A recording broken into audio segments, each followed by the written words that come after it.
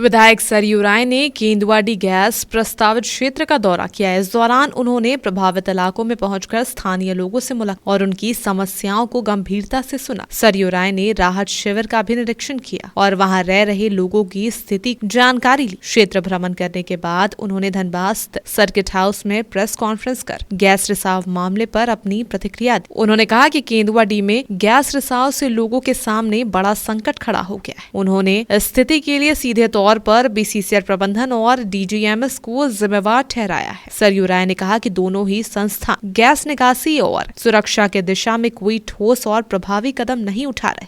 कमरे से गैस निकल रहा है, कहीं दीवार के पास से कोने से निकल रहा है। और कल इसमें झारखंड सरकार के भी जो आला अफसर हैं, ये सब लोग आए थे यहाँ। अब बीसीसीएल का और सरकार का यही उद्देश्य रहता है, उनकी प्राथमिकता रहती है कि भाई ये रहने लायक जगह नहीं है तो चलिए आपको हम कहीं और बसा देते हैं। मैंने महसूस किया कुछ टेक्निकल लोग भी थे वहाँ, बीसीसीएल के भी जो नीचे के स्तर के मुस्तैद हैं, ये लोग भी थे। बीसीसीएल या सरकार यह जानने की कोशिश नहीं करती है कि आखिर ये गैस के निकलने का कारण क्या है।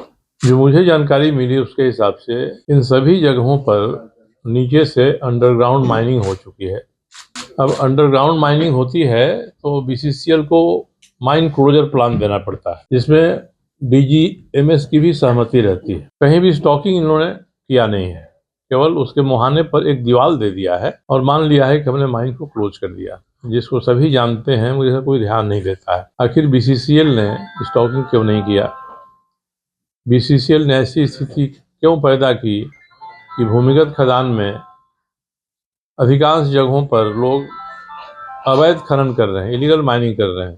कहीं चाल धंसती है तो समाचार बनता है, नहीं तो इलीगल माइनिंग होते जा रही है। आगे जैसे समय बीतेगा परिस्थितियां खतरनाक होते जाएंगे। तो जो यहाँ की जनता है, लोग हैं, ये बीसीसीएल और डीजीएमएस इन दोनों के जो भ्रष्ट कारनामे हैं उसको भुगत रहे हैं, उसकी सजा ये पा रहे हैं। और कहीं सरकार की तरफ से ये बात नहीं उठती है कि असली समस्या ये है, लोग परेशान हो रहे हैं, इस कारण से हो रहे हैं। एक तो मैं आप लोगों के माध्यम से सरकार, व्यवस्था, बीसीसीएल, डीजीएमएस के ध्यान में इस बात को मैं लाना चाहता हूँ। दूसरा है कि ये सबके सब उपक्रम भारत सरकार के उपक्रम हैं। 9,000 करोड़ रुपए का इन्होंने पुनर्वास के लिए फंड दिया है। उसके पहले झरिया कोलफील्ड में जो आग लगी उसको बुझाने के लिए कितने प्रयास हुए हैं।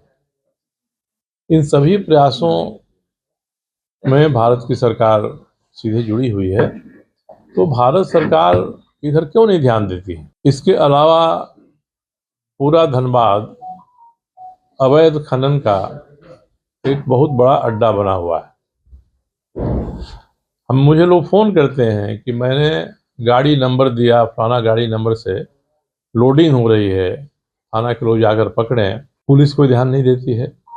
लोग बताते हैं कि चिटाही में का इलाका जो है, जहां अवैध खनन हो रहा है, रोज 200-250 गाड़ियां वहां से निकलती हैं। वहां के आसपास के रहने वाले लोग फोटो खींच के भेजते हैं, मुझे भी भेजते हैं, थाना को भी भेजते हैं, कोई कार्रवाई नहीं होती है। तो खनन में जिस लापरवाही और जिस भ्रष्ट आचरण का इस्तेमाल यहाँ के प्रशासन ने, बीसीसीएल ने, डीजीएमएस ने किया है, उसका ही नतीजा आज यहाँ के लोगों को भुगतना पड़ रहा है। और आगे आने वाले समय में ये स्थिति और गंभीर होगी। तो पूरे 1.5-2 लाख लोग जो हैं, सबको कहाँ बसाइएगा ले जाके? तो दूसरा धनबाद, नया धनबाद बनाने की प्लानिंग आपको हो तो जाओ बता दीजिएगा। Sanjana Singh, Koylanchal live desk.